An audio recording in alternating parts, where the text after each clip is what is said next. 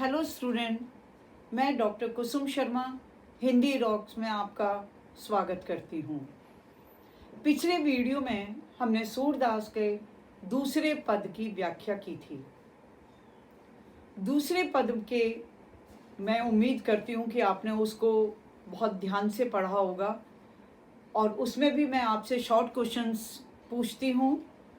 देखते हैं, आप अपना मूल्यांकन स्वयं कीजिए, सेल्फ असेसमेंट कीजिए कि आपको कितने उन प्रश्नों के उत्तर आते हैं।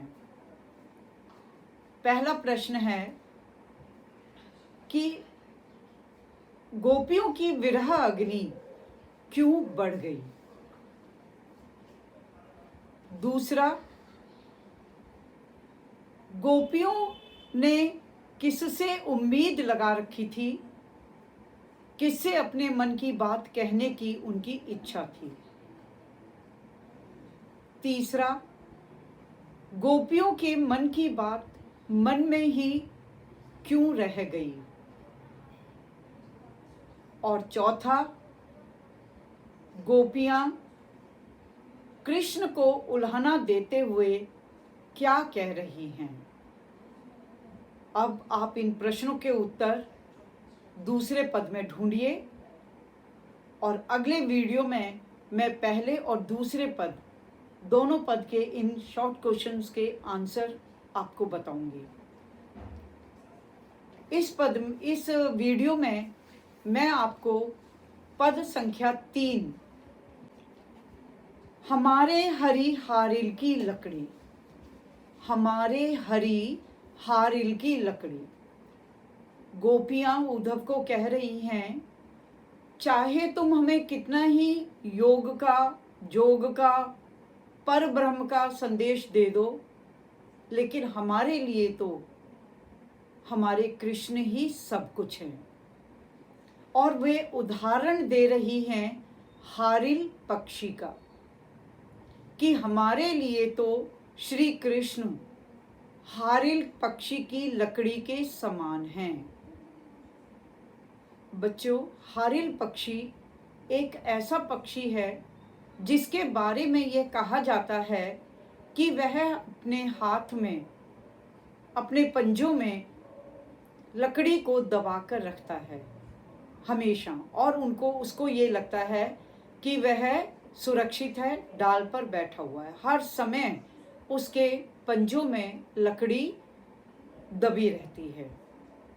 तो गोपियों के लिए भी गोपियां कहती हैं कि हम हारिल पक्षी हैं और हमारा आधार, हमारा आत्मविश्वास श्री कृष्ण है, वह हमारी लकड़ी है।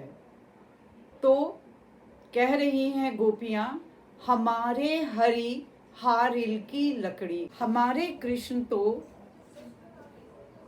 लकड़ी के, हारिल पक्षी की लकड़ी के समान हैं, जिसे हमने मन, कर्म और वचन से दृढ़ता पूर्वक पकड़ा हुआ है। यानी हम मन, कर्म, वचन में केवल कृष्ण का ही ध्यान धरती हैं। जागत सोवत स्वप्न दिवस निधि निसी, जागत सोवत स्वप्न दिवस निसी, कान्हा कान्हा जकरी। हम जागते हुए, सोते हुए, स्वप्न में भी, दिन रात, यानो आठों पहर हम केवल कान्हा कान्हा की रट लगाए रहती हैं। हमारे मन में कृष्ण बसे हैं, हमारे कर्मों में कृष्ण बसे हैं। हम आठों पहर कृष्ण कृष्ण की ही रट लगाए रहती हैं।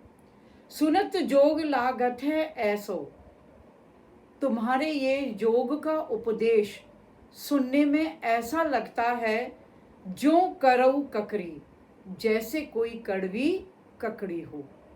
हे उद्धव, तुम्हारे ये जोग का संदेश हमें कड़वी ककड़ी के समान महसूस होता है, अनुभव होता है। इसे हम कभी भी अपना नहीं सकते।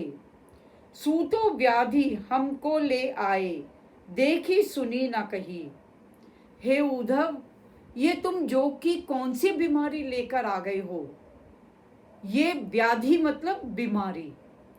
जोग रूपी तुम कौन सी बीमारी लेकर आ गए हो, यह तो हमने ना तो आज तक सुनी है और ना ही कहीं देखी है। अर्थात कृष्ण के सिवा हमारा मन किसी और ब्रह्म में, ईश्वर में, ध्यान भजन में किसी में नहीं लगता है। तुम जोग की ये कौन सी बीमारी लेकर आ गए हो। यह तो सूर तिन्हि ले सौंपो जिनके मन चक्री। हे उद्धव, इस जोग के संदेश को आप उन्हीं को ले जाकर सुनाओ जिनका मन चक्री के समान घूमता रहता है। अर्थात गोपियां ये कहना चाहती हैं कि हमारा मन तो श्री कृष्ण के चरणों में लगा हुआ है। श्री कृष्ण के अलावा हम और किसी का ध्यान नहीं कर सकते। हमारा मन चक्री नहीं है जो चारों ओर घूम रहा है। हमने तो दृढ़ता पूर्वक श्री कृष्ण को मन, वचन, कर्म से पकड़ा हुआ है। अतः आप इस जोग के संदेश को जो कड़वी ककड़ी के समान है उसे जाकर सुनाओ, जिसका मन चक्री के समान घूमता है, अर्थात जिसका मन एक जगह टिककर नहीं बैठता है।